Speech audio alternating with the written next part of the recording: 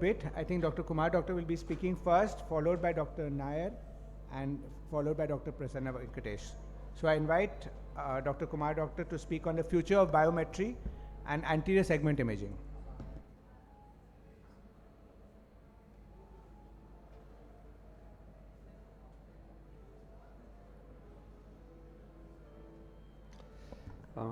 Good afternoon to you all, and thank you, Tosh Bro, for having asked me to participate in this. I'm just going to share a little bit of my experience with this machine, and I'm very glad that I took the right decision, because in today's world we have a huge choice of optical biometers which are there. I already have experience with the Nidec AL scan. I'm already using a lens star. I also have used the Aladdin, and I've also used another Zimmer system, but ultimately I bought the Anterior. So I would like to thank Dr. Shivani, who's helped me to compile this presentation for you.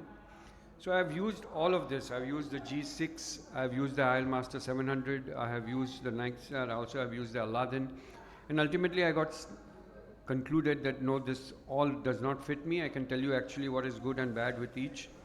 And I'm very, very happy that I took the right decision of buying this, because it covers everything. It does an optical biometry, a topography, ASOCT, and imaging. So it's an all-in-one system, and that's what I like about it. So it has a cataract application, an imaging application, a corneal application, and metrics. And all this is really useful to us because we are cataract refractive surgeons.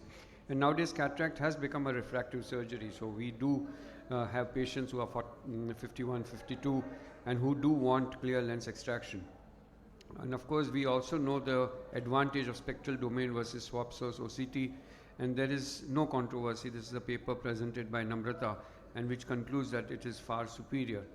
The another advantage in this instrument is that number of scans is very, very high and very, very fast, very, very accurate, because it covers a large area. And another advantage I thought was the aiming beam. Now, the aiming beam, the intensity can be increased or decreased depending on the density of the nucleus, and the patient can actually make an effort to fixate. So you really have your visual access, and the measurement is quite accurate. And another way of checking whether the measurement is accurate or not is, again, the advantage is having vertex tracking. So if you are tracking the eye during the measurement and there is a movement, it can also be detected. Again, detailed examination can go as far as corneal analysis, which is now very relevant and important. Anterior chamber depth, lens thickness, and axial length, all information will come to you at the same time. And this can also be confirmed whether you're in the right plane or the wrong plane by looking at the peak at the posterior part. So if your peaks are correct, you know that your measurement is right. So it's a double check on the measurement that is really happening or not. It does measure from 14 to 32 mm.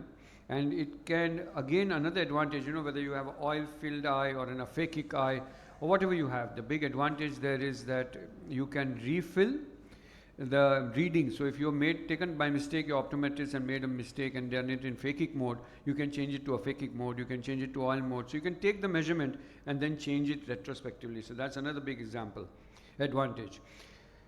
We also know statistically that corneal keratometry results in 27% of the errors in biometry, and the rest is oil misalignment, IOL tint, and angle kappa. So it summarizes that the K reading is very, very important besides the actual length. So I have done a study between multiple instruments, and the actual length matches very well, but the mistake happens in the K reading. And if your K reading is not as accurate as your actual length, your biometry goes haywire, and that's the reason why this has a big advantage, and the need for keratometry is very, very there. Another thing here, it gets you both the readings together, so your right eye and left eye is presented together. Both IL calculations are documented together. You also have a corneal map that is total K reading and angle kappa shown in the same map. So this all data and information is presented at the same time. Because you have both the biometries together, if there's a big error and difference between the two eyes, you can detect that, because then you can find out whether there's an error in the reading taking or not. Corneal aberrations, very, very important now, because nowadays I'm doing LASIK since 1999, and these patients are coming back with a cataract. To look at corneal aberrations and deciding what kind of IOL you really want is very crucial. And that's why the corneal aberrations, total corneal power, has suddenly become very relevant, and which was not so important 10 years back or 15 years back. Again, white to white, important. You have the universal Barrett suite, and it also has a ray tracing formula there, Oculix, which is also included in the whole package. enter the toricity, and then you can do the planning, etc., and you can go ahead and do that. So you have your corneal aberrations decided at the same time. You have the anterior surface, posterior surface, total corneal power. All of this is there in one shot. I've gone through all this. I had the Nidec AL scan. If you want, I can tell you what is a flaw with it. I'm right now using the Lenstar and the Anterior, and I still overrule the Anterior with everything. So I've gone through all this. We're also doing a study between Anterior, topography and the Pentacam, and how well does it match or does not match, what is the right decision. So now just give you one example. Take this example, 5 patients. I've taken Anterior K reading, Lenstar K reading, Pentacam K reading, and IOL. And you can see the axis, the toricity, all don't match. So if some of you who have a auto K, and some doctors rely entirely on auto K, how reliable is that? Answer is no. So you can see that 5 examples, everything is different. I decided to just follow Anterior for my study in the initial cases, and believe you me, I was dot on. So I have the data on the last part. All of them have a trifocal toric, and all of them are doing well.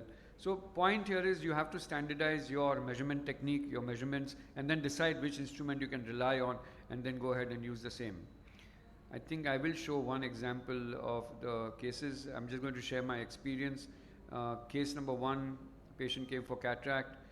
So you can see a very shallow anterior chamber to a long eye, a myopic eye, shallow anterior chamber, keratometry. We do 3 formula calculations for everybody. Any IOL, sometimes even 4. So this is a Barrett, and the patient went ahead and had a trifocal with a 23 diopter, and the patient is doing very well. A very shallow anterior chamber, you can see this, a PI done. That's another big advantage. You have the readings, and I did ACDs of 1.92, a small eye, good lens thickness, okay, and a K reading, and white to white, which is small. Again, I did the Hill RBF, the Barrett, and we did all the calculations, and decided to go ahead and implant a 31 diopter with a 3.25 multifocal, and the patient's doing very well. Now post LASIK, this is the common problem that we face. Again here, a long eye, ACD, again many formulas, calculations, and you can see here that I'll show a data of multiple things. Like, so here I have ACRS calculation, I have ACRS Anterior calculation, so the K reading is fed, I have the IOL master. So I decided to do, sometimes I do one more reading to make sure everything is on track. And yes, I went ahead and followed the Anterior, and this is what I got, is a very good reading of 6x6 part. As far as imaging is concerned, I think it's a brilliant tool. Just for your information, it does everything, right? The front part, back part, the back, those who are using the machine, they already know that it does very well. You can customize which scan do you want, that's another big advantage, and use it for your reading. Just for your information, those who don't know this, this is a lens dislocated with the vitreous coming in the front. Last year at the ACRS, this got the first prize of the OCT category of photography. This year I got the slit lamp prize of photography in the ACRS. I did not win anything in the OCT. As far as keratoconus is concerned, this is another thing you can do: visualization, muscle attachment, eye stent in the eye, you can even see that. That's another big advantage. Wide chamber, shallow chamber, narrow chamber, everything can be seen. Another thing, I had done one patient, I had a Descemet's detachment, I didn't put an IOL. Obviously the thickness of the cornea is going to go up, 666, and you can actually see the Descemet sitting below. So the mistake I made is I did not put an IOL. Because I did not put the IOL, the Descemet went into that cavity. It finds wherever the place is there. And then I went ahead and of course did the gas filling because the air had failed.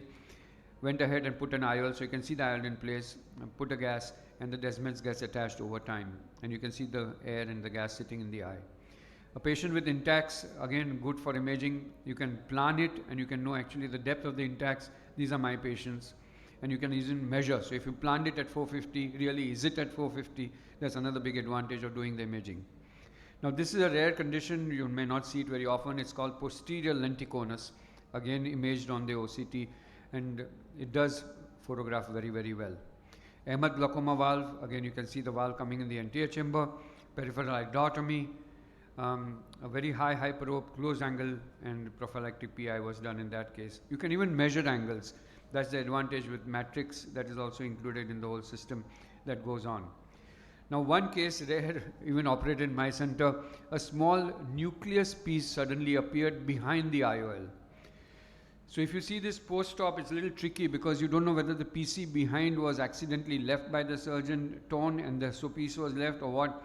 So this again helps you in imaging because you have the IOL, you have a nucleus sitting behind it, a small piece, and behind that a posterior capsule. So you really know that your posterior capsule is intact and you can still go ahead and just remove it. So you can see the nucleus piece sitting there just behind the IOL. And the PC behind that is intact. Another case which I operated was a posterior polar cataract with a break. So of course now the new femtolasers which we have do have a built-in OCT, so we can detect it. It's not that. The big advantage now we have this system is that you can detect it before the surgery and accordingly plan your surgery. This patient underwent surgery at my place and we put a IOL in the bag without extension of this rent which was pre-existing. So there is a pre-existing dehiscence already there which can be detected. And this is there which is possible. So the big advantage in the femto, you can see that you can plan it, you can move your posterior above the PC far away. So normally it's 600 microns from the PC, but in femto technology you can move it to 1.2 microns away from the PC, and that's one big advantage. Thank you all for your attention. That was for imaging and biometry. Thank you, Dr. Kumar. Brilliant images. The first part went over our head. We are retinal surgeons. We don't look at IOL power. But the second images were brilliant and beautiful. And congratulations on your wins at the AIOC.